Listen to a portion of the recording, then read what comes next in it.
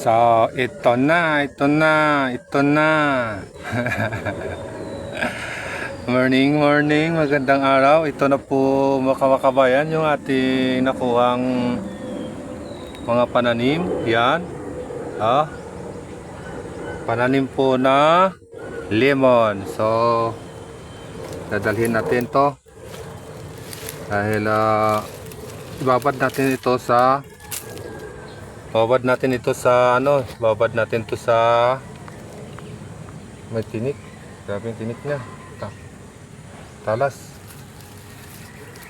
Babad natin to sa tubig para para sumipsip ng tubig. So dalhin natin to sa kubo natin. Sa kubo ko. Dalhin natin to dahil ibabad natin sa tubig. So, ayun. Para kung magkaroon kayo ng ganito, alam nyo na kung anong proseso ang gagawin nyo. Dahil tinuro ko na sa inyo yung paanong magtanim nito. Maganda itong tanim kasi isang taon lang mamumunga na agad. So, lalagay lang natin to sa timba, tapos lalagyan ng tubig. Ayun, finish na. Babad nyo lang ng 2 araw. O 2 araw, dabalit 24. Basta 2 araw, 24 hours. Kung kailangan, mas maganda nga kung may get pa para makasipsip yung sanga nito. Makasipsip ng tubig kasi kailangan niya muna ng tubig dito sa katawan niya bago itanim. So ayan yung gagawin natin.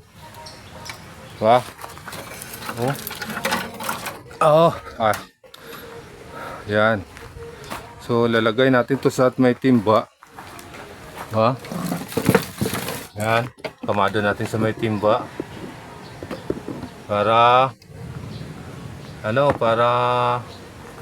lagyan ng tubig. Ito. Yan. Ganyan itong timba, di ba? Lagyan nyo lang dito, patayuin nyo. Ganyan. Tayo nyo lang ganyan. Yan.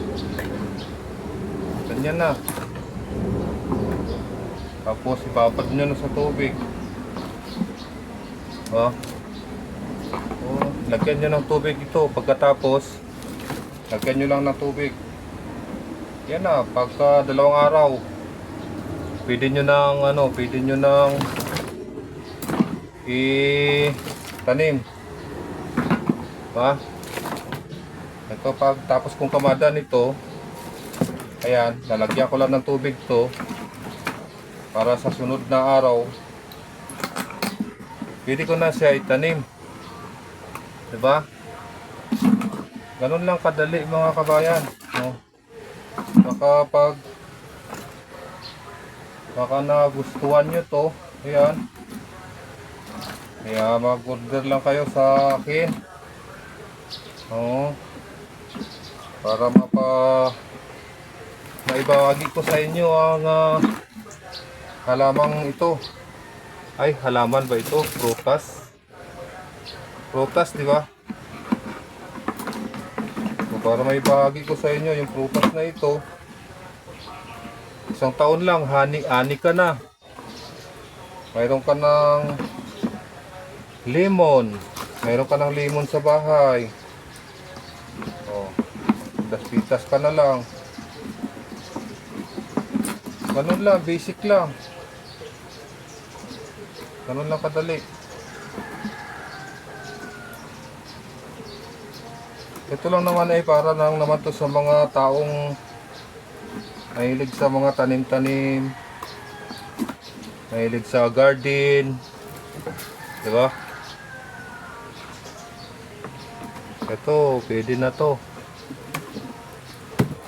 At yung umaga, mayroon kang matatanaw na tanim mo, namumulaklak na, bumubunga na. Ayan. Ganun lang. Oh. So, kuhanan ko to ng ano. Kuhanan ko ng tubig sa baba. So, kukuha muna ako ng tubig para malagyan. Ito. 2 galon. Pwede na siguro. Diba? Okay, galing ko kayo sa aming kuhanan ng tubig. Sa aking kinukuhanan ng tubig. Dito lang, basic lang. Ganyan lang. Yan lang kasi akin na kinakaaliwan dito sa bundok na ito. Yung pagtanim-tanim at pag-garden. Pang ano lang pang ulam-ulam lang. Yan. Dala exercise sa katawan. Ayan. Dito na ako. Yan. Dito lang ako kumukuha ng tubig. Ito. Yan. Yung tubig namin dito, pang dilig-dilig lang ba? Ayan. Ayan. Pang dilig-dilig lang. Ayan. Yan. Okay na yung pandilig-dilig, di ba? So, ganun pa ma'am. Maraming salamat sa inyo at ako yung kukuha muna ng tubig. Bye-bye! Paalam!